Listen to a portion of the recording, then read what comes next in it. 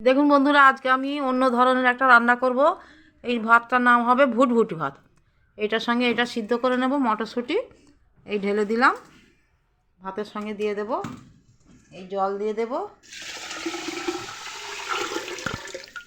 দিয়ে আমি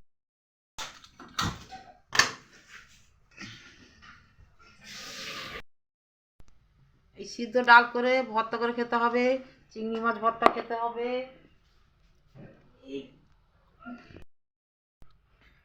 ওই ভাতের সঙ্গে পুড়িয়ে বেগুন ভর্তা করব, আলু সিদ্ধ করে ভর্তা করে নেব। আর আজকে সব টমেটো ভর্তা, বেগুন ভর্তা, আলু ভর্তা, চিংড়ি মাছ ভর্তা দিয়ে ওই ভুটি ভাত খাবো আমরা, আপনাদেরকে দেখাবো। দেখুন বন্ধুরা, এবার সব কিছু আমি সিদ্ধ করে নিচ্ছি। এটা আলু সিদ্ধ, এটা টমেটো সিদ্ধ, এটা বেগুন পোড়া, এটা ডাল সিদ্ধ, এটা চিংড়ি মাছ সিদ্ধ, এখানে পেঁয়াজ লঙ্কা আছে। আমি এবার ভর্তা করে নেবো সব একে একে, সুন্দর করে মাখিয়ে নিয়ে আর এই ভাতের সঙ্গে খাবো। এই ভাতটার নাম ভুটভুটি ভাত। দেখা যাক কেমন হয়।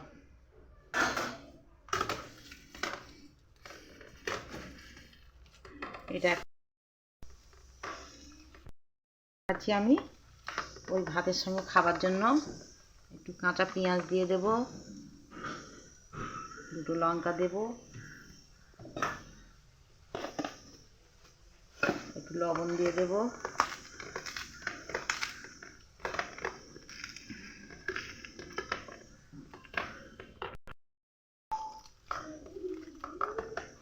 প্রথমে আলুটা মাখিয়ে দেব।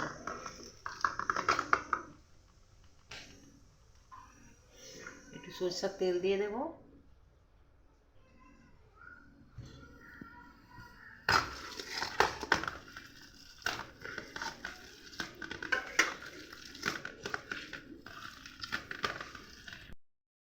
মাখিয়ে নেব। লঙ্কাগুলো এত ডাল সিদ্ধ মাখাচ্ছি,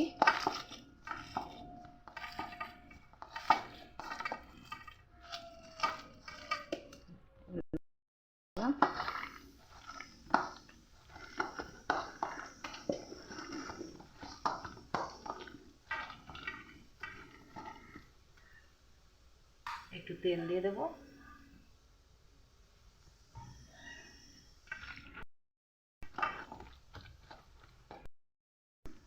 এটাকে দেব,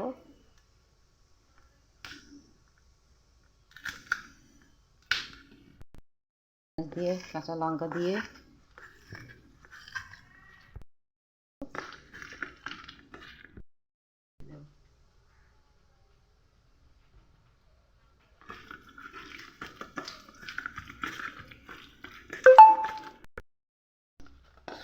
চিংড়ি মাছটা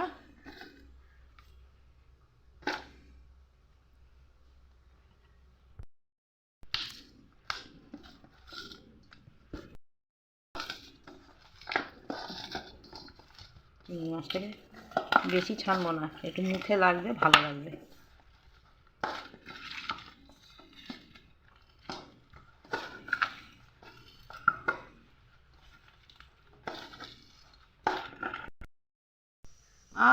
এত দেয়,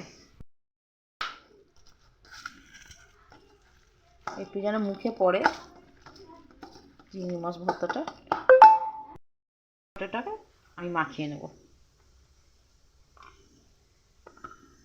ওই ভাতটার জন্য এত রকম ভর্তা করতে হবে। আপনি আর পারলে কলা ভর্তা আর ডিম ভর্তা পারেন। আমার কাছে যা বাড়িতে ছিল ওইগুলো দিয়েই করে নিয়েছি।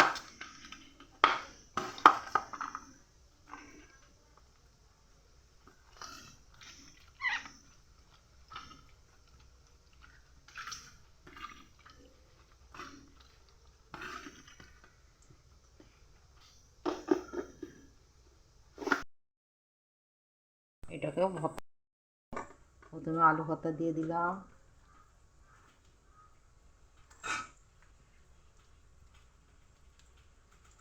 বেগুনের ভর্তা,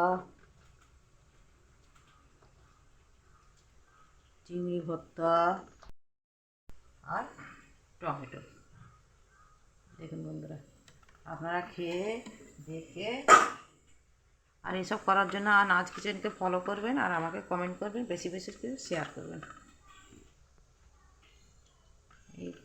1 2